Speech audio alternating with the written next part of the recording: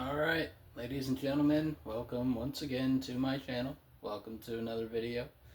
In this video, we're going to be revisiting Matthew 12:25 through 26 / Mark 3:24 / Luke 11:17 through 18.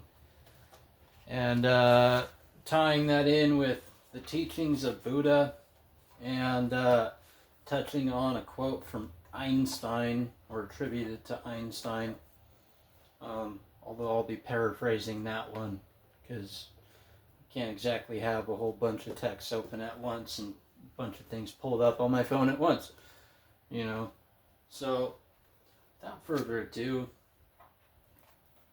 Matthew 12:25 through 26 out of the New King James Version reads, "Every kingdom divided against itself is brought to desolation, and every city or house divided against itself will not stand.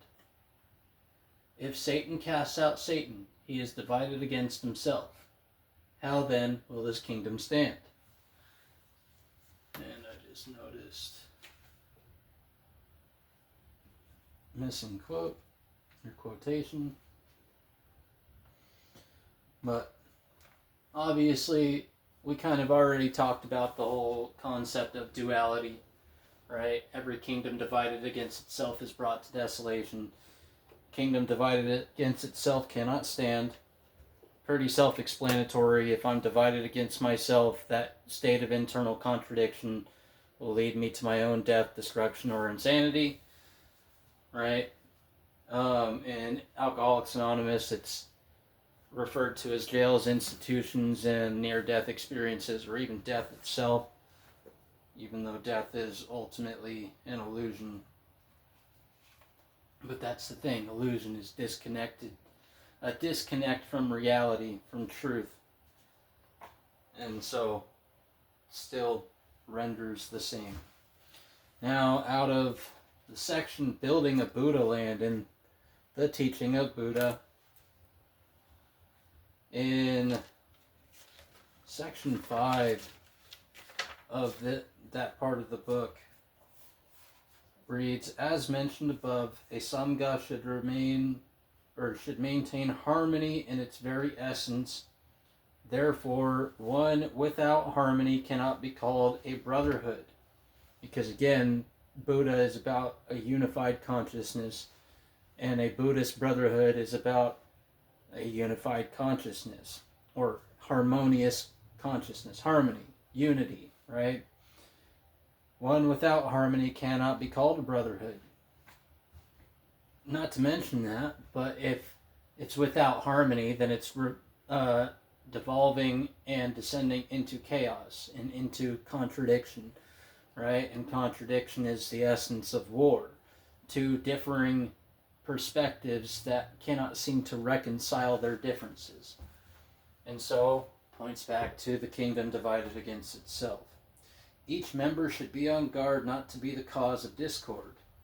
If discord appears, it should be removed as early as possible, for discord, duality, chaos, war, whatever you want to call it, will soon ruin any organizations. Blood stains cannot be removed by more blood. Resentment cannot be removed by more resentment. Satan cannot cast out Satan, right? Resentment can be removed only by forgetting it. And a lot of people don't like to hear that, but the only way that you're actually going to heal from past traumas is by letting it go. Obviously, it's not happening in the present moment to you physically. And so what good does it do you to hold on to that memory? If you've learned the lesson, then moving on from it should be easy. But, if I get beat down and I'm holding on to that memory of me getting beat down, even in my memory, I am still getting beat down. And I'm not healing from it. It's like I'm slowly getting destroyed by my own memories. Which is why it's important to learn to let go of these things. Learn to let go of these traumas, and that is what will help let the resentment go, right? One of the main lists, as talked about in the moral inventory in step 4 of the 12-step program, one of the main lists is list of resentments. And you make that list so that way you can be honest about it and recognize those things that you need to let go, and then consciously let go of them. Go to the person, make amends, and let bygones be bygones, and let that shit go. Otherwise, the more you hold on to it, the more it's going to destroy you. Now, touching on a quote from Einstein, paraphrased. The same brain that created the problem cannot solve the problem. And not necessarily the same brain as in, if I created a problem for myself, I can't get myself out of it. That's not necessarily how that works. But the same consciousness, the same level of awareness isn't going, like ignorance isn't going to cast out ignorance, right? Resentment doesn't cast out resentment. Satan doesn't cast out Satan. So the same type of brain, a hateful brain, for example, the same brain that created the problem cannot solve the problem. If hatred created my problem, hatred isn't going to solve the problem. If lying caused my problems, which I would argue that lying is a symptom of the problem. Anyways, lying is the symptom of hatred or lack of love, whatever you would like to call that. Hatred or lying causes a problem. Lying isn't going to solve that problem. Only the truth will solve that problem. Right?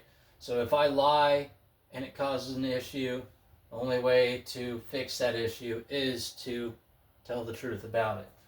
If I cause someone some pain and that in turn caused me some discomfort or some sort of broken relationship, the only way to mend that is to try and make things right and forget about it.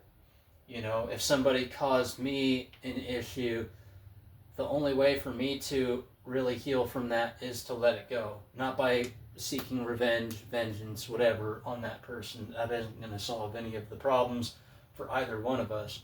It may, in the end, teach them a lesson, but that's the thing. That's not our role here in that regard. If you're going to be a teacher, there's a right way and a wrong way to go about it.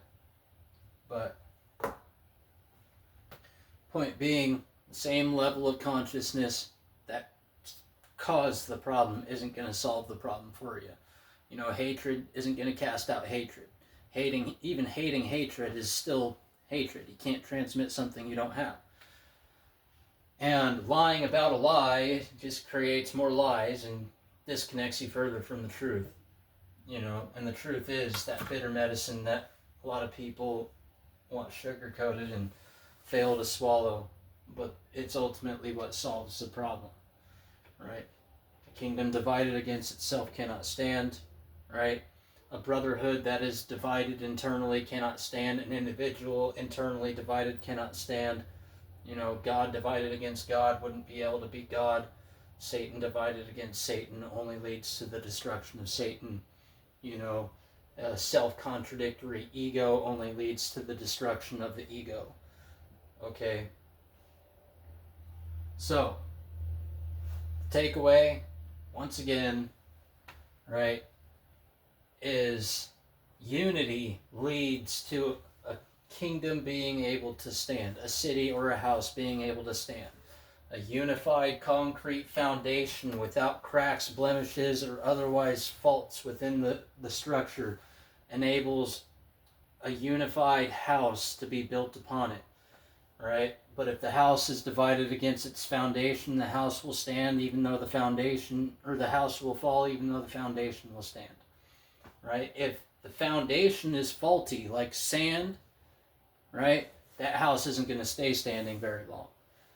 And that's why Christ talks about building your house upon the rock rather than upon the sand. But hope you guys got something out of that you hadn't already understood before. And if you didn't, and it's just a refresher for you, or you didn't get anything at all, Great. Keep coming back. Um, hopefully this helps you guys. I mean, it's like understanding these things internally and applying them in real world application is what's led to me having mental stability in a world that seems chaotic and in a world that seems to be divided against itself. I'm able to find peace and find joy in the moment, you know, and it also enables me to deal with life's problems as life sees fit, right? In a way that leads to harmony and life for myself and for other people in a way where I'm not having to be some type of care and control freak and, control the entire situation and try and call all the shots. So, anyways, hope to see you guys on the next one.